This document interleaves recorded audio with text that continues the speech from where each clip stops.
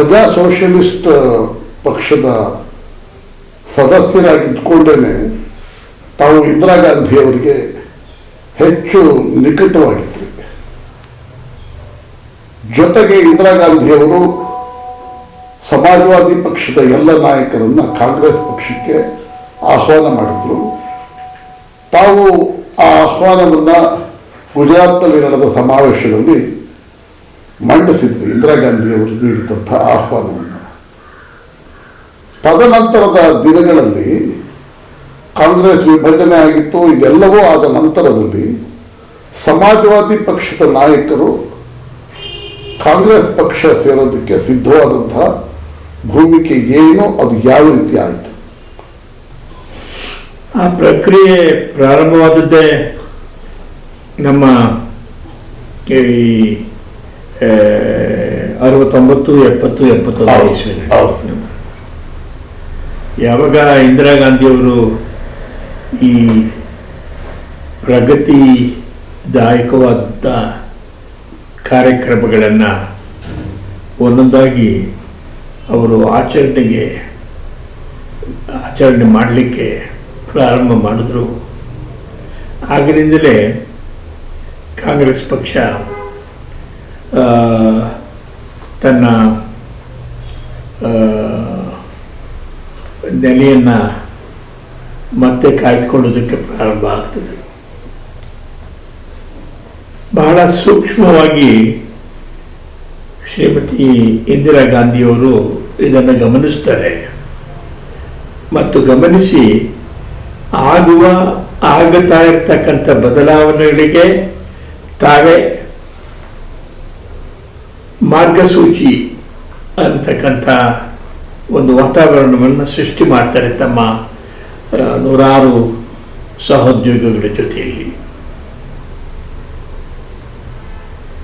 ಆಗ ಇಂದಿರಾ ಗಾಂಧಿಯವರನ್ನು ಒಂದು ರೀತಿ ಕ್ರಾಂತಿದಾಯಕಿ ನಾಯಕಿಯಾಗಿ ಅಂತೇಳಿ ಜನ ಮಾತನಾಡಲಿಕ್ಕೆ ಪ್ರಾರಂಭ ಮಾಡ್ತಾರೆ. ಅದೇ ಸಮಯದಲ್ಲಿ ಒಂದು ದೊಡ್ಡ ಬೆಳವಣಿಗೆ ಬಂಗಾಳದಲ್ಲಿ ನಡೀತಾ ಇರ್ತದೆ. ಅಲ್ಲಿ ಈ ಪಶ್ಚಿಮ ಬಂಗಾಳದಲ್ಲಿ ಅದಕ್ಕೆ ಹೊಂದಿಕೆ ಆಗಿದ್ದಂಥ ಈಸ್ಟ್ ಬೆಂಗಾಲ್ ಅಲ್ಲಿ ಒಂದು ದೊಡ್ಡ ಪ್ರಜಾಪ್ರಭುತ್ವದ ಅಲೆ ವ್ಯಾಪಿಸ್ತದೆ.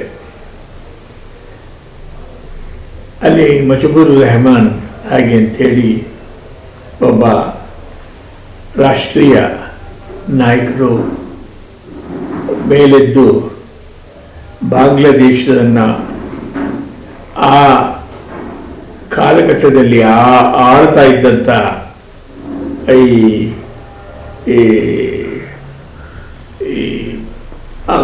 ಆಳ್ತಾ ಇದ್ದಂಥ ಒಂದು ರೀತಿಯ ಡಿಕ್ಟೇಟರ್ಶಿಪ್ ಅದನ್ನು ಅದಕ್ಕೆ ಸವಾಲು ಒಡ್ಡಿ ತಾವು ಜನತಾಂತ್ರಿಕ ಬಾಂಗ್ಲಾದೇಶವನ್ನು ಸೃಷ್ಟಿ ಮಾಡ್ತಕ್ಕಂಥ ಮಹತ್ವಾಕಾಂಕ್ಷೆಯನ್ನು ಮುಜಿಬುರ್ ರೆಹಮಾನ್ರವರು ದೇಶದ ಮುಂದೆ ಇಡ್ತಾರೆ. ಅದಕ್ಕೆ ಬಹಳ ಪ್ರಚಂಡವಾದಂಥ ಬೆಂಬಲ ಶ್ರೀ ಸಾಮಾನ್ಯರಿಂದ ಸಿಗ್ತದೆ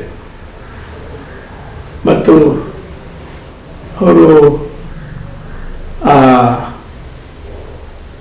ಒಂದು ಕ್ಷಿಪ್ರ ಕ್ರಾಂತಿಯಲ್ಲಿ ಮುಜಿಬುರ್ ರೆಹಮಾನ್ರವರು ಆ ದೇಶದ ಪ್ರಧಾನಮಂತ್ರಿಗಳಾಗಿ ಅವರು ಘೋಷಣೆ ಮಾಡ್ತಾರೆ ಮತ್ತು ಪ್ರಜಾಪ್ರಭುತ್ವದ ಬಾವುಟವನ್ನು ಬಾಂಗ್ಲಾದೇಶದಲ್ಲಿ ಆರಿಸ್ತಾರೆ.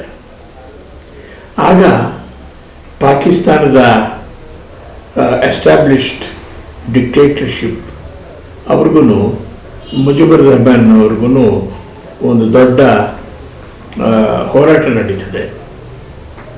ಆ ಹೋರಾಟದಲ್ಲಿ ಶ್ರೀಮತಿ ಇಂದಿರಾ ಗಾಂಧಿಯವರು ಪ್ರಬಲವಾಗಿ ಮುಜಿಬುರ್ ರೆಹಮಾನ್ ಅವರ ಸಹಾಯಕ್ಕೆ ಹೋಗ್ತಾರೆ. ಎಲ್ಲಿವರೆಗೂ ಹೋಗ್ತಾರೆ ಅಂತ ಹೇಳಿದ್ರೆ, ಒಂದು ಘಟ್ಟದಲ್ಲಿ ನಾನು ಆಗ ಪಾರ್ಲಿಮೆಂಟ್ ಸದಸ್ಯನಾಗಿದ್ದೆ, ಪ್ರಜಾ ಸೋಷಿಯಲಿಸ್ಟ್ ಪಾರ್ಟಿ ಪರವಾಗಿ. ಆಗ ನಮ್ಮಗಳಿಗೆ ಪ್ರತಿ 1 ಗಂಟೆಗೂ ಕೂಡ ಒಂದು ಬುಲೆಟಿನ್ ಬರ್ತಾ ಇತ್ತು. ಅಲ್ಲಿ ಯಾವ ಈ ಬಾಂಗ್ಲಾದೇಶದ ತಿರುವು ಯಾವ ಸ್ವರೂಪವನ್ನು ತೆಗೆದುಕೊಳ್ತಾ ಇದೆ ಹಾಗೆ ಅಂಥೇಳಿ. ಆನಂತರ ನನಗೆ ಇನ್ನೂ ಸ್ಪಷ್ಟವಾಗಿ ಬಹಳ ವಿವಿಧಾಗಿ ನನಗೆ ಜ್ಞಾಪಕ ಏನು ಅಂತ ಹೇಳಿದ್ರೆ, ಒಂದು ಸಾಯಂಕಾಲ ಲೋಕಸಭೆ ನಡೀತಿತ್ತು. 5 ಗಂಟೆ ಸಮಯಕ್ಕೆ ಇಂದಿರಾ ಗಾಂಧಿಯವರು ತಮ್ಮ ಶರವೇಗದಲ್ಲಿ ಬಂದು ತಮ್ಮ ಆಸನವನ್ನು ಅಲಂಕರಿಸ್ತಾರೆ. ಆನಂತರ ಸಭಾಧ್ಯಕ್ಷರಿಗೆ ಒಂದು ಮನವಿ ಮಾಡ್ತಾರೆ, ನಾನು ಒಂದು ಸ್ಟೇಟ್ಮೆಂಟ್ ಮಾಡಬೇಕು ಹಾಗೆ ಅಂತೇಳಿ. ನಮಗೆಲ್ಲರಿಗೂ ಬಹುಶಃ ಗೊತ್ತಿತ್ತು ಏನು ಸ್ಟೇಟ್ಮೆಂಟ್ ಮಾಡ್ತಾರೆ ಅಂತ. ಆನಂತರ ಅಧ್ಯಕ್ಷರು ಅವರಿಗೆ ಅವಕಾಶವನ್ನು ಕೊಡ್ತಾರೆ. ಆಗ ಅವರು ಹೇಳ್ತಾರೆ, ಈ ಸಾಯಂಕಾಲ ನಾನು ಮಾತನಾಡ್ತಾ ಇರುವ ಹಾಗೆ ಅಲ್ಲಿ ಬಾಂಗ್ಲಾದೇಶದಲ್ಲಿ ಅಲ್ಲಿ ಪಾಕಿಸ್ತಾನದ ಮಿಲಿಟರಿಯವರು ಅನ್ಕಂಡೀಷನಲ್ ಸರೆಂಡರ್ ಆಗಿದ್ದಾರೆ. ಆದ್ದರಿಂದ ಬಾಂಗ್ಲಾದೇಶದ ಈ ಆಂತರಿಕ ಕಲಹ ಈಗ ಮುಗಿತು. ಬಾಂಗ್ಲಾದೇಶ ವಿಶ್ವಸಂಸ್ಥೆಯ ಚೌಕಟ್ಟಿನಲ್ಲಿ ಮತ್ತೊಂದು ರಾಷ್ಟ್ರವಾಗಿ ಉದಯ ಆಗ್ತಾ ಇದೆ ಹಾಗೆ ಅಂತಕ್ಕಂಥ ಘೋಷಣೆಯನ್ನು ಮಾಡ್ತಾರೆ. ಪ್ರಚಂಡವಾದಂಥ ಕರತಾಟನದಿಂದ ಆ ಘೋಷಣೆಯನ್ನು ನಾವುಗಳೆಲ್ಲರೂ ಕೂಡ ಸ್ವಾಗತಿಸ್ತೀವಿ. ಹೀಗೆ ಈ ಬಾಂಗ್ಲಾದೇಶವನ್ನು ಶ್ರೀಮತಿ ಇಂದಿರಾ ಗಾಂಧಿಯವರು ಸೃಷ್ಟಿ ಮಾಡ್ತಾರೆ. ಇದು ವಿಶ್ವದ ಇತಿಹಾಸದಲ್ಲಿಯೇ ಒಂದು ದೊಡ್ಡ ಬೆಳವಣಿಗೆ. ಯಾಕೆ ಅಂತ ಹೇಳಿದ್ರೆ, ಅಂತಾರಾಷ್ಟ್ರೀಯ ಬೌಂಡರಿಗಳನ್ನು ಬದಲಿಸಿದಂಥ ಒಂದು ದೊಡ್ಡ ನಡೆ ಇದಾಗಿತ್ತು ಅಂತಕ್ಕಂಥದ್ದು. ಆನಂತರ ಬಾಂಗ್ಲಾದೇಶ ಒಂದು ರಾಷ್ಟ್ರವಾಗಿ ನಡೀತಾ ಇದೆ, ಮುಂದುವರಿತಾ ಇದೆ. ಈಗ ತಾನೇ ನಮ್ಮ ಪ್ರಧಾನಮಂತ್ರಿಗಳು ಬಾಂಗ್ಲಾದೇಶಕ್ಕೆ ಹೋಗಿ ವಾಪಸ್ ಬಂದಿದ್ದಾರೆ. ಕರ್ನಾಟಕದ ಮಟ್ಟಿಗೆ ತಾವು, ಕೇಲಕಪ್ಪ ಅವರು, KH ರಂಗನಾಥ್ ಹೀಗೆ ಅನೇಕ ನಾಯಕರು ಕಾಂಗ್ರೆಸ್ ಪಕ್ಷವನ್ನು ಸೇರುವ ಪ್ರಕ್ರಿಯೆ ಆರಂಭ ಆಗಿತ್ತು. ಈ ಸಂದರ್ಭದಲ್ಲಿ ಇಂದಿರಾ ಗಾಂಧಿಯವರ ಜೊತೆ ನಡೆಸಿದಂತಹ ಮಾತುಕತೆಗಳೇನು, ದೇವರಾಜ ಅರಸು ಯಾವ ರೀತಿ ಈ ಒಂದು ಪ್ರಕ್ರಿಯೆಯಲ್ಲಿ ಸಕ್ರಿಯವಾಗಿ ಭಾಗಿಯಾಗಿತ್ತು? ಆಗ PSP ಲೀಡರ್ಗಳಾಗಿದ್ದಂಥ S. ಶಿವಪ್ಪನವರು, ಮುಲ್ಕ ಗೋವಿಂದ ರೆಡ್ಡಿಯವರು, ಇವರುಗಳೆಲ್ಲರೂ ಕೂಡ ಕಾಂಗ್ರೆಸ್ಗೆ ಯಾಕೆ ನಾವು ಸಪೋರ್ಟ್ ಮಾಡಬಾರ್ದು ಅನ್ನುವ ಒಂದು ಘಟ್ಟಕ್ಕೆ ಅವರು ಬಂದು ನಿಂತಿರ್ತಾರೆ. ಆಗ ದೇವರಾಜ ಅರಸು ಮತ್ತು ಇವರುಗಳ ಜೊತೆಯಲ್ಲಿ ಸಂಧಾನ ಪ್ರಾರಂಭ ಆಗ್ತದೆ.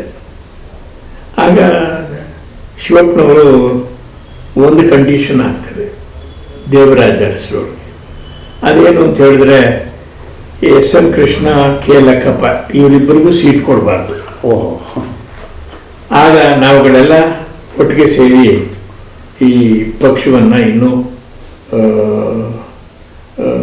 ಗಟ್ಟಿ ಮಾಡ್ಬೋದು ಹಾಗೆ ಅಂಥೇಳಿ ಅವರಿಗೆ ಮೆಸೇಜನ್ನು ಕೊಡ್ತಾರೆ.